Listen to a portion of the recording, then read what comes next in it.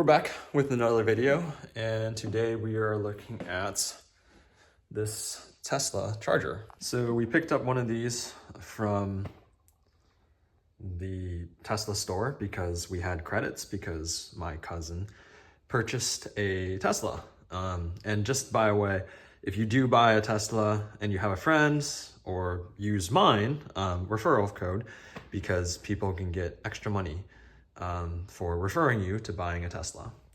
But let's move over to the patient here. We have just a general NEMA 1450 plug here. And again, we disconnected the breaker, so we don't have an issue here. Just as an extra secure measure, just making sure that all of this is not on here.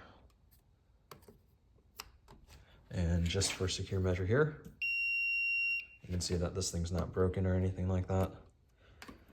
Touching all these wires here, nothing's going on. You can use this or use another one. This is just the one that I have from Fluke. And again, you can see hot wire, not hot wire, that sort of thing. I don't think this is hot, so yeah. So yeah, test this to make sure that it's just not running. Turn it off at the breaker. But here, we actually have 4 wires. So we have positive, negative, neutral, and we have a ground. So on the Tesla bits, we only have, you can see this, 3 wires. So you don't actually need a neutral for the Tesla wall charger, so just an FYI. And also, not recommending this, but you know, if you do buy a Tesla, use somebody, like you can use my referral code, but use somebody's referral code, because let's stick it to Tesla and take them for all they're worth. The reason why I bought this was because they don't seem to allow you to do it for service, and the credits expire, so there's that.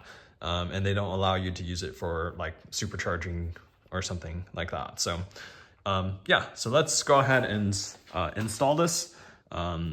We will take these bits out of this here, and then we'll plug them into this lovely one, and then we'll use the nice charger that's a little bit faster than the mobile charger that they have here. That's actually the Gen 1 version, which overheats and they throw messages. I have a couple of videos about this. But the issue isn't the plug overheating, it's this baby thing just not having the ability to charge at a particular rate for that long at high temperatures. So Tesla's full of crap. They said it was the install's fault when it's actually this baby charger's fault. So let's go ahead and we'll take you through the steps here. I just took off the plate and stuff like that here with the screws. And then again, unplugged all of this. I unplugged this from the breaker a while ago. So yeah, there's no power running to this. So to line these up here, we have a white, which is the neutral. We have a YY, Y, and an XXX.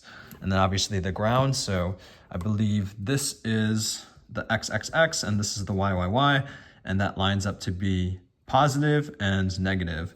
So you have to line that up with this bit here.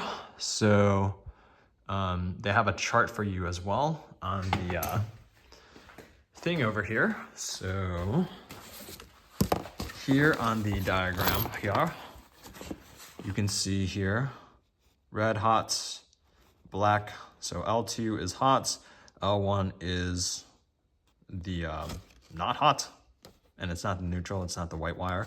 And then we have a ground as well. So there we have it. And then this shows you different ways of mounting, because there's a few different ways. This was the bottom plug, which I just unplugged from this.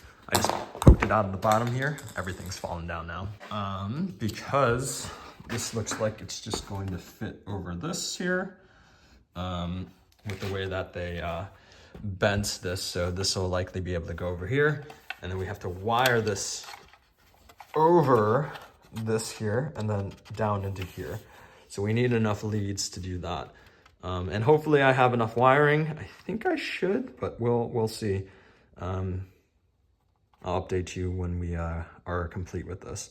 And then, yeah, so we'll wire it through the bottom here. There's a few different ways.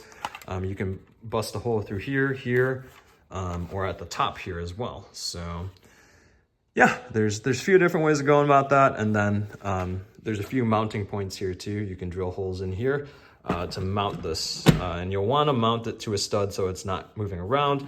Or you can do toggle bolts in the back if you have drywall as well. I have temporarily set this up. This is a little bit sketchy, so again, don't recommend doing this at home. So I looked up, like, what our electricians did is not how you're supposed to ground things. So I did my own way of doing it, which is connecting it to the conduit. Again, not recommended. That you're supposed to have this go all the way back to the breaker. So I plugged things in, the hot in and whatnot, turned the breaker back on, and now we're in the setup. This is just temporarily here. It's just sitting on the conduit bit here, and I screwed this one bolt in here just to make this casing stay on. So this is all temporary, and just be careful. I'm not responsible. Do this at your own risk. So it says on the setup that I have to hold this for 5 seconds. 5. So we plugged it in after finally connecting with the mobile app. And we are charging at 12 kilowatts. So in comparison to this mobile charger that's right here with the NEMO 1450, that was only charging at 32 amps, and we have a 60 amp breaker, so we have the ability to charge up to like max 60 amps. So okay, good, everything is working seemingly. Car is charging. So yeah, and, I didn't show you all the processes just because I just jerry-rigged this to see if it worked. And then I need to go to the hardware store to turn off the breaker and then fully mount this to here because there are drywall bolts that came in the package here, and we want to make sure we tie those in. But yeah, this is I guess, cool. I wanted to do the power connector with the other J1775 or J1772, J1772, something like that, connector, so that other cars that don't have the North American charging standard can also use this charger. But because that ended up being over $500, which was the credit that I received, I bought this and a stupid t-shirt that I'm going to use to clean my bike parts and stuff like that. So yeah, we'll see how this works, but thus far, it seems to be working fine. It was annoying to connect it to the app so that Tesla gets all the data of these chargers too. I think you can actually skip that if you don't want it connected. I just did it because it was just telling me I needed to. But yeah, this is nice because it works just like the mobile charger. So I can just do that and then it'll unplug and then it'll close the charger. But also when I push this, it'll use this as well. And I don't need to put an adapter to this. So that's also nice too, because I have another charger that works also with this. You can hear the breaker go on in here and then it starts charging. So that's nice. It ramps up eventually to 48 amps. So super cool, nice to get. But I guess if you have any questions with this, let me know.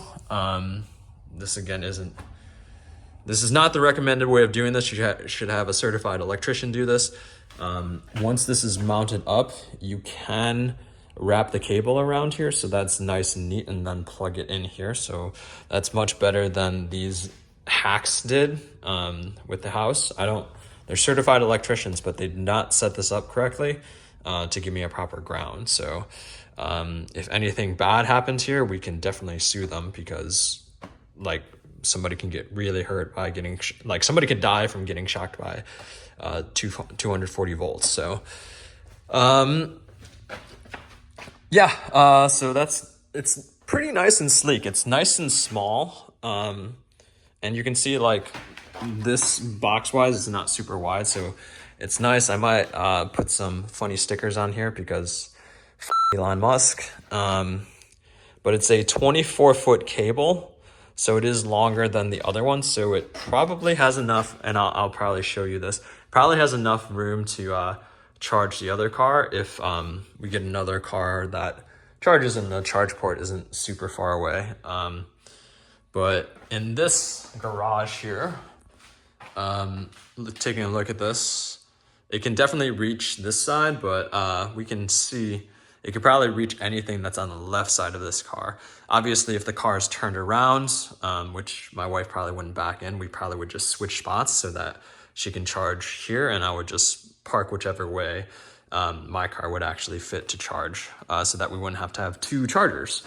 But yeah, this is nice. Hopefully whatever car she gets, we get an adapter or whatever that will help her charge her car. But yeah, I guess I'll let you know what happens long term with this. You can set schedules and what have you here, which is like kind of useless because you can set that on the car. So I'm not entirely sure what the point of it is having it for the charger. But it'll also give you like charging costs and calculate that. We have solar panels and we overproduce by like 120, 130%. So our electricity bill is literally zero currently in Illinois. So yeah, like that entirely doesn't matter too much. But maybe it'll give you some charging data around how much you charge, which is good data to have regardless. But with that said, let me know in the comments what you think. Again, I'm not an electrician, so take everything that I've done with a grain of salt. I'll show you the bits and pieces in here, and then I'll unplug this stuff and then show you the bits and bobs of the install once I put it into the drywall. But it's pretty simple. You're not supposed to use a neutral. You use a ground and the hot wire, like basically the black and the red wires. If you have those, mine are all black wires. So, and then you torque it with a 5/32 screw or hex, and that will help you torque this to 5.6 Newton meters. I do have a manual torque wrench, and I only have 6 here, so I was just torquing it to 6 Newton meters. So yeah, the copper wiring is, tough, and be careful. You can use gloves with that. But yeah, this is nice, and we'll see how this works moving forward. Again, let me know in the comments what you think. Again, I was just trying to use the credits before they expired and didn't want to let Tesla get their money back for money that I should receive referral wise. But again, if you do buy a Tesla or something like that, if you don't use my referral code, because I don't care if you use mine or not, use somebody that you know, because they will get a kickback for it. So yeah, just keep that in mind if you buy anything from Tesla specifically. All right, I didn't really videotape it, but we got a wire nut on the neutral, so that's nice and tidy up. And then we put this on here. Light's not on, but this is still kind of janky. You kind of have to go underneath here because the wire wraps around here, and then you go underneath here, and then you push it in that way. It doesn't really need to hang that way. You could just have it at the top there. Doesn't really need to plug in here. But I suppose if you want to keep those clean, nothing in there, you can't really put it in this way. It just doesn't really work that way. So the easiest way I've seen is just to put it this way and hook it on. And it hooks nice and tight there. This is a little bit interesting. The screws that they have on here are they're really long. And regardless of what I used to put the screw in, it seemed like you were gonna strip them. So hardware is kind of tough, and it's kind of tough not to actually strip them. So we stripped them anyways. Great DIY. If you don't strip them, are you really DIYing it? But yeah, everything's good here. Didn't show you the wiring, but again, everything is pretty tidy. I guess we can still show you it anyways. All right, here's the wiring bits. So you have the wire nut here for the neutral. So that's nice and tidy there. The issue here, so we put this into a stud, this into a stud, but again, this bolt is just not, it does not want to actually go in. You can see how far it is. We're screwing it in nice and easy, but you can use a drill tool, but this is pretty stable. I do want to get this in here so that it doesn't wobble around a bit. And once that's in there, that should be good. But yeah, this is nice and tidy again. This is the hot wire, this is the negative, and then this is the grounds, which we've just put to the conduit because we don't have a ground wired all the way to the fuse box. So there's that. So again, janky way of doing it, but this is very, very simple. 3 wires and you're good to go. But yeah, that's really all. I put it all back together and charging is working. So this is all pretty easy to install if you do have wiring to your garage or outside of your garage or wherever. But with that said, thank you for watching. We will see you in the next video, and hopefully this was useful for you. Thank you for watching.